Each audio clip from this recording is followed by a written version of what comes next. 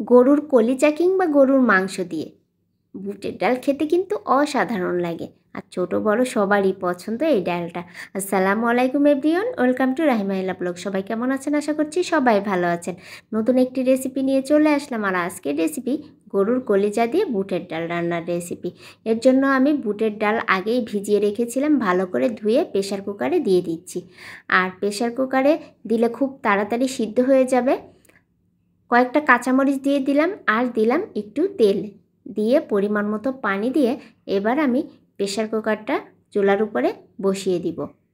সিদ্ধ হয়ে এলে তারপরে আমি গরম তেলের উপরে পেঁয়াজ, রসুন, তেজপাতা, তারপরে দিয়ে দিচ্ছি দারুচিনি, গোলমরিচ, আর দিয়ে দিচ্ছি লং। দিয়ে এবার আমি পেঁয়াজ রসুনটা ভালো করে ভেজে নিব। তারপরে আমি বাকি মশলাগুলো দিয়ে দিচ্ছি। এই যে এটা লাল লাল করে ভেজে নিব, নিয়ে এবার আমি একে একে সব মশলা দিয়ে দিচ্ছি।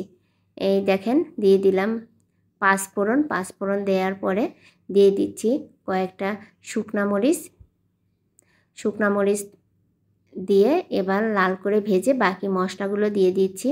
মশলার মধ্যে আছে এলাচ বাটা, আদা বাটা, রসুন বাটা, জিরা বাটা, সব মশলা আমি দিয়ে দিলাম। দিয়ে দিচ্ছি হলুদ এবং মরিচের গুঁড়া দিয়ে এবার একটু নেড়ে চেড়ে নিব।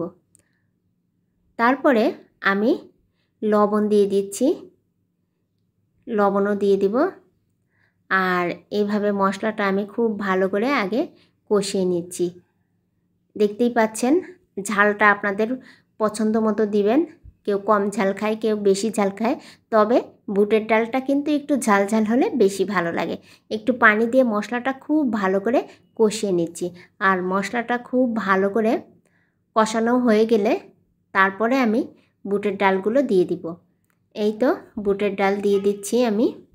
ডালগুলো সিদ্ধ করে নিয়েছি, একদম কিন্তু বেশি নরম করিনি, কারণ এখনও কষাবো, আবার মাংস কলিজা দিয়ে আবার একটু কষাবো। আর আজকে শুধু আমি কলিজাই দিচ্ছি না, আমি সামান্য কিন্তু মাংস দিয়েছি, খুব বেশি দিইনি, 5-7 পিস মাংস দিয়েছি যেন একটু খেতে আরও একটু ভালো লাগে। শুধু কলিজাটা আগেই আমি করে রেখেছিলাম। এই তো কলিজার মাংসটা দিয়ে দিলাম, খুব সামান্য পরিমাণ মাংস দিয়েছি, আর কলিজাই বেশি। আর কলিজাটা অবশ্যই গরম পানিতে আগে আমি গরম করে ফুটিয়ে নিয়ে তারপরে এর যে কালো ময়লাটা বের করে তারপরে রান্না করে রেখেছিলাম। আর মাংস আর কলিজাটা আমি আগেই রান্না করে রেখেছিলাম। আর অবশ্যই কলিজাটা আগে গরম পানিতে জাল করে এর কালো ময়লা যেভাবে আমরা বের করে রান্না করি, ঠিক সেভাবেই আমি কলিজা আর মাংসটা রান্না করে নিয়েছিলাম। আর শুধু কলিজা খেতেও ভালো লাগবে না, এর জন্য আমি অল্প করে গরুর মাংস দিয়ে দিয়েছি, একসঙ্গে খেতে খুবই ভালো লাগবে।